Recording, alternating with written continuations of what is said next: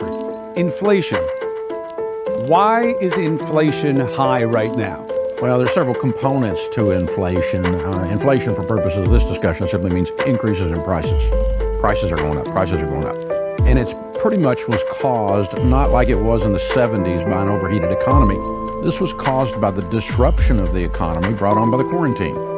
And that is, the quarantine was uniquely caused by neither Democrats nor Republicans, but by Fauci and his ilk. And so we shut down the most productive economy in the history of the world, completely shut it down.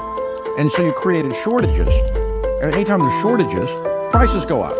And that's where this inflation has come from. The Biden administration, with their domestic oil policy, turned off the faucet. They've caused prices on energy to go up. They seem to be reopening that right now, which is good news. Gas prices seem to be stabilized, coming back down. But those are the components of everything that you and I buy, and our viewers and our listeners buy, and those things have all gone up. But it was this disruption, and the more the government tinkers in it, the longer it's going to take for it to smooth out. You hear a lot of talk about corporate profits, and especially on the left, they say something should be done about that. The corporations are taking profits. That's why you have inflation. What can you do to limit corporate profits? Is there, you know what I'm saying? Like, forget about whether or not we should even think about doing it, but what could you do? Well, I'm more of a free market guy, and I own a business, and so what I have is a constant conversation with the marketplace. And the marketplace says, Dave, I'm not going to buy one of your books at $62, but I'll buy your book at $26. And so they're telling you, no, you suck. You're not that good. And so corporate profits are limited by the customer's interaction with the company. They're going to quit buying if they keep driving it up. So the marketplace has this natural governor on itself without having to inject ourselves in with some kind of a policy wonk decision.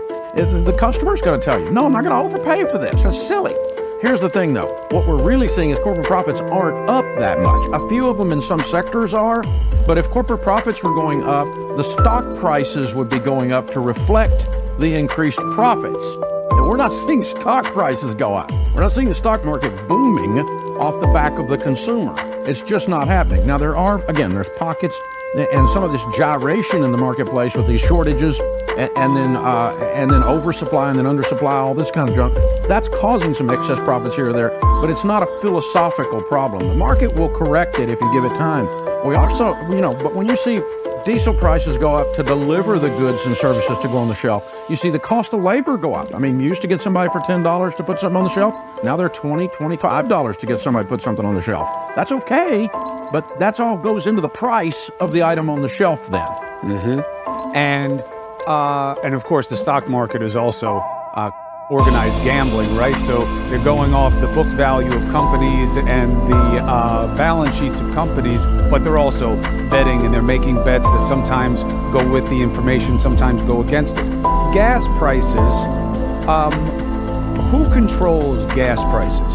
Does America control the price of gas in America? Well, I'm not sure if anyone controls anything out there single-handedly anymore in any situation. But what we do know from basic economics is this. Anytime there's a shortage created in any good or service, you're going to see the price go up. Anytime there's an oversupply in that area, called the glut in the market, you're going to see the price go down. And so what we do know is partially because of supply chain disruptions, partially because of we're moving, the Biden administration wanting to move towards electric and non-fossil fuel type things, then you're going to see that shortage be created and those prices go up in that particular sector. But for the Republicans to blame Biden for the entire economic debacle that we're sitting in, that's just not true. He did not do that. You might do the little sticker on the gas pump. That one might be true. But the rest of it is simply the reaction of the quarantine and the supply chain disruptions. And then the Fed gets involved, jacks interest rates, and that's affecting the real estate market. What is your biggest concern about how people are doing in America right now? Economics we all think of it as somehow an academic exercise. The economics is about math or supply demand, like I was just talking about. But it really is, it's affected by psychology. How hopeful are we? And if we're hopeful, we're bullish, As a consumer, if I feel like everything's going to be okay and I'm going to make more money, then I go spend more, and that drives the economy in a positive way. When I'm scared, like a lot of folks are right now, and I don't disagree. I mean, they're scared out there. We're talking to them every day. Then they pull back, and the more they pull back, then it kind of becomes a self-fulfilling prophecy, because that makes the economy worse. What would make things better? What could be done for people that would make it easier on households across this country? Yeah, hope. If they see a way forward, if they see that these things are going to stabilize, then they're going to continue in their normal saving, their normal investing, their normal purchasing patterns, and it smooths these things out. But the disruptions, these huge disruptions in the marketplace, the psychology of economics, people don't like the unpredictable. If we can see a way forward to the predictable, that's hope. And when we have hope, then we get to moving again. And so that's the dangerous part about where we're sitting right now, is there's so much hopelessness out there. Yeah, I mean, look, the only person pushing hope right now as a commodity is Jesus. You know, I mean, in terms of our politics, everybody's trying to scare you to death. You know, if you vote for the Republicans, oh my God, bad things are going to happen. So you better stick with the Democrats. Oh, the Democrats, you vote for them, things are going to get even worse. I mean, that's the commodity on both sides. Where do people turn to have any kind of suggestion that things will get better? Well, one of the things I had to learn to do when I went broke several years is I had to kind of pan back and say, if I'll take a longer view of life, I'm more hopeful. But when I'm right now, standing up to my neck in manure, if you take a snapshot of that and you say, that is my whole life, well, that's hopelessness. But life is not a snapshot. It's a film strip. And in the next frame, it's either going to get better or it's going to get worse. And in the next frame, it's either going to get better or it's going to get worse. And I'm old. So I've seen it come and I've seen it go. And I've seen it come and go in my own personal life, And so 5 years from today, are we okay? Sure. 3 years from today, are we okay? Absolutely. Regardless of the Democrats and Republicans.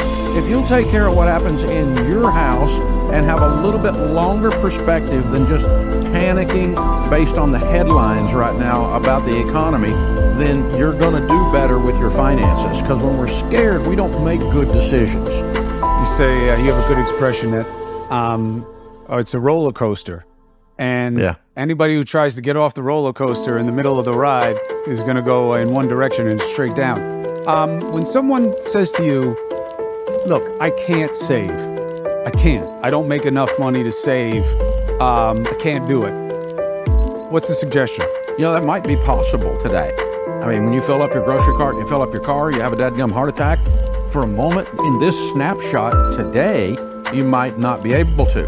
But I think we can all agree that we can't live our whole lives and save nothing. That's not a sustainable life plan. What that tells me is that something has to change in this snapshot that I can control. I can't control the cost of gas.